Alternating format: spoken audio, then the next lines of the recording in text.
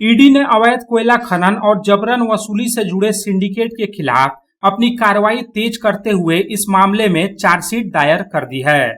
दरअसल ईडी ने कोलकाता स्थित विशेष पीएमएलए कोर्ट में 5 आरोपियों के खिलाफ चार्जशीट दायर की है।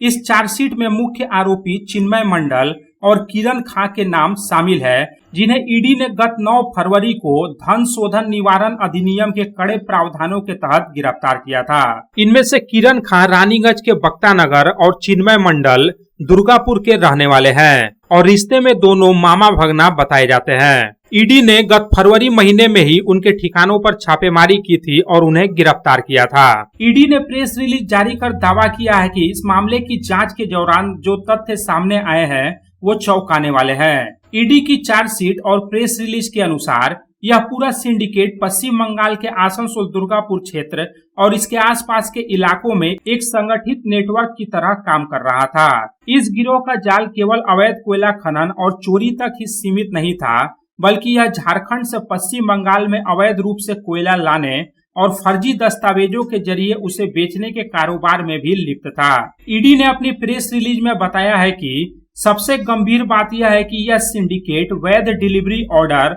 अर्थात डीओ धारकों, ट्रांसपोर्टरों और कोयला खरीदारों से व्यवस्थित तरीके से वसूली कर रहा था। ईडी की प्रेस रिलीज के मुताबिक स्थानीय भाषा में इसे गुंडा टैक्स या रंगदारी टैक्स कहा जाता था। जांच में पता चला है कि इस वसूली को छिपाने के लिए इसे लिफ्टिंग चार्ज या हैंडलिंग चार्ज के रूप में दिखाया जाता था। ईडी ने अपनी प्रेस रिलीज में इस बात का भी खुलासा किया है कि यह सिंडिकेट प्रति टन 275 रुपए से लेकर 1500 रुपए तक की अवैध वसूली करता था, जो नीलामी में कोयले के वास्तविक मूल्य का लगभग 20 से 25% हिस्सा था। ईडी ने अपनी प्रेस रिलीज में इस बात का भी खुलासा किया है कि रंगदारी लिए जाने के कारण आवंटित कोयले का एक बड़ा हिस्सा उठाया ही नहीं जा सका, जिसकी वजह से ईसीएल को भारी वित्तीय नुकसान झेलना पड़ा। ईडी का अनुमान है कि पिछले 5 वर्षों के दौरान ही इस सिंडिकेट ने रंगदारी के माध्यम से ही लगभग 650 करोड़ रुपए की अधिक की कमाई जुटाई है। ईडी ने अपनी प्रेस रिलीज में इस बात का भी उल्लेख किया है कि जांच के दौरान ही